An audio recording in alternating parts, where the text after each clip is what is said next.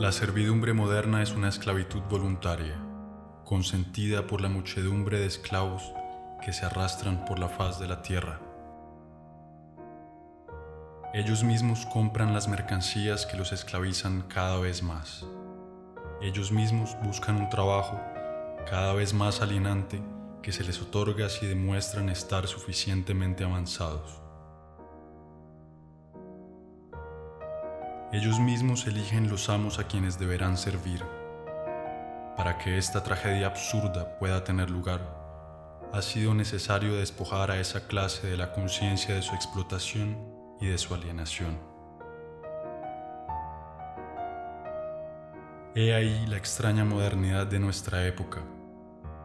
Al igual que los esclavos de la antigüedad, que los siervos de la Edad Media y que los obreros de las primeras revoluciones industriales, estamos hoy en día frente a una clase totalmente esclavizada, solo que no lo sabe, o más bien, no lo quiere saber. Ellos ignoran la rebelión, que debería ser la única reacción legítima de los explotados. Aceptan sin discutir la vida lamentable que se planeó para ellos. La renuncia y la resignación son la fuente de su desgracia. He ahí la pesadilla de los esclavos modernos que no aspiran sino a ser llevados por la danza macabra del sistema de la alienación.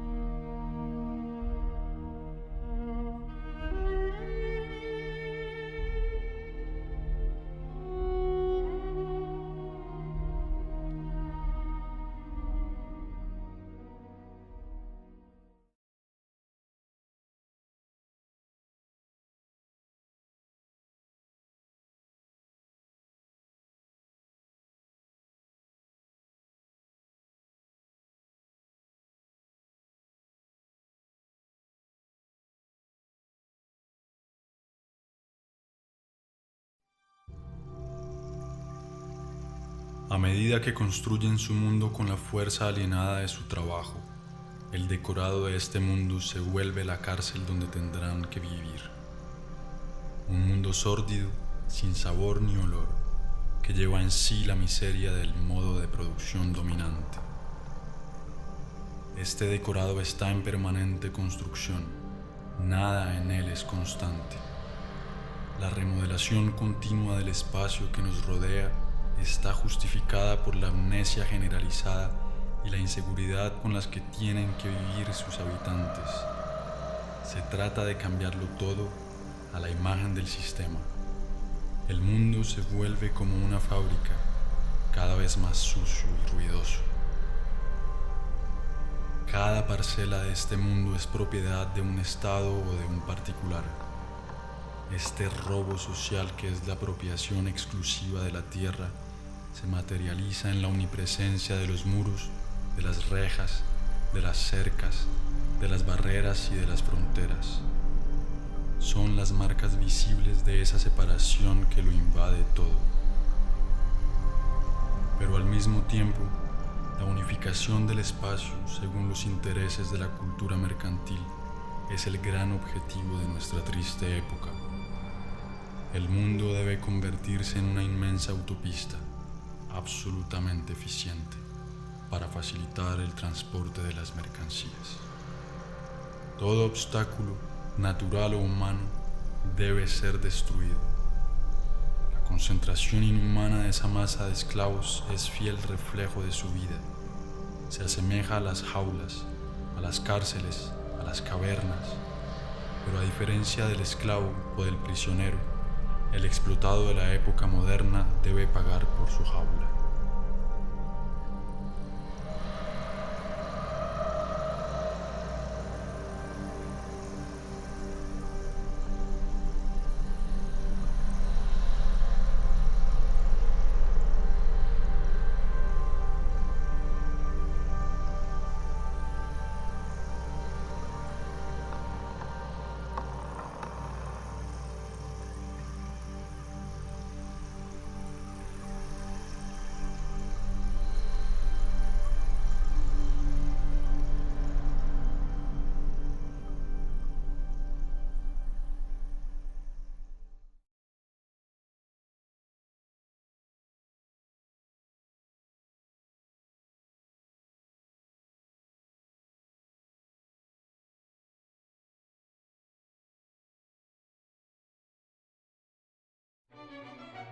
En este estrecho y lúgubre espacio en donde vive, el esclavo acumula las mercancías que, según los mensajes publicitarios omnipresentes, deberán traerle la felicidad y la plenitud.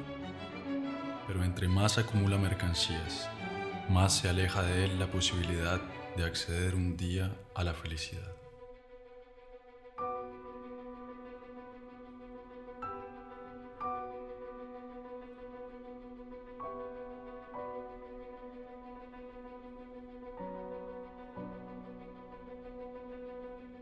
La mercancía, ideológica por esencia, despoja de su trabajo al que la produce y despoja de su vida al que la consume.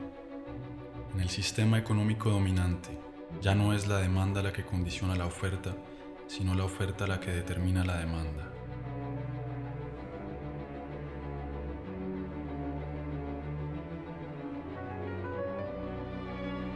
Es así como surgen de manera periódica nuevas necesidades consideradas vitales por la inmensa mayoría de la población. Primero fue el radio, luego el carro, el televisor, el computador y ahora el celular. Todas estas mercancías, distribuidas masivamente en un corto lapso de tiempo, modifican en profundidad las relaciones humanas. Sirven por un lado para aislar a los hombres un poco más de sus semejantes y por otro para difundir los mensajes dominantes del sistema. Las cosas que poseemos terminan por poseernos.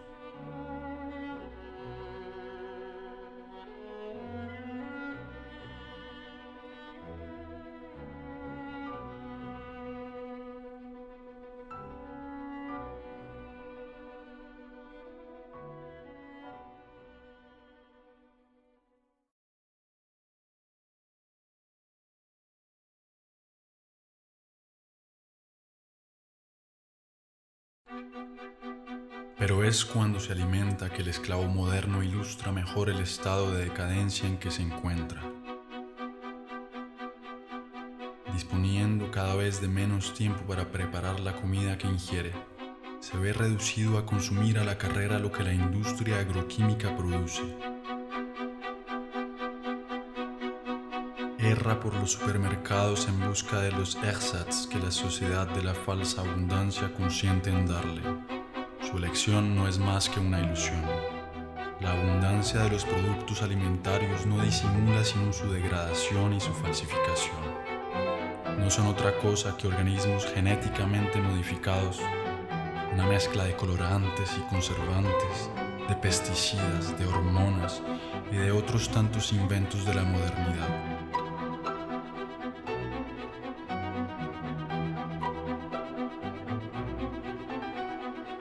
La búsqueda del placer inmediato es la regla del modo de alimentación dominante, así como la de todas las formas de consumo. Y las consecuencias que ilustran esta manera de alimentarse se ven por todas partes. Pero es frente a la indigencia de la mayoría que el hombre occidental se regocija de su posición y de su consumo frenético. Por lo tanto, la miseria está donde quiera que reine la sociedad totalitaria mercantil. La escasez es la otra cara de la moneda de la falsa abundancia. La producción agroquímica es suficiente para alimentar a la totalidad de la población. Sin embargo, en un sistema que hace de la desigualdad un criterio de progreso, el hambre no desaparecerá jamás.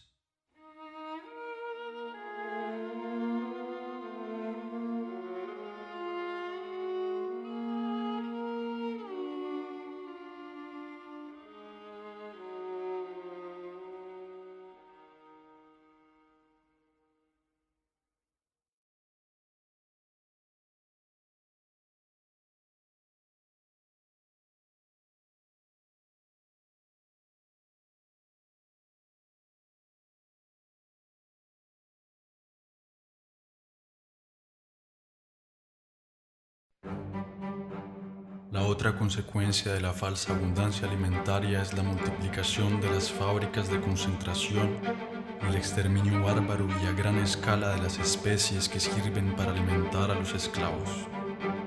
Esta es la esencia misma del modo de producción dominante. La vida y la humanidad no resisten más ante el afán de lucro de unos cuantos.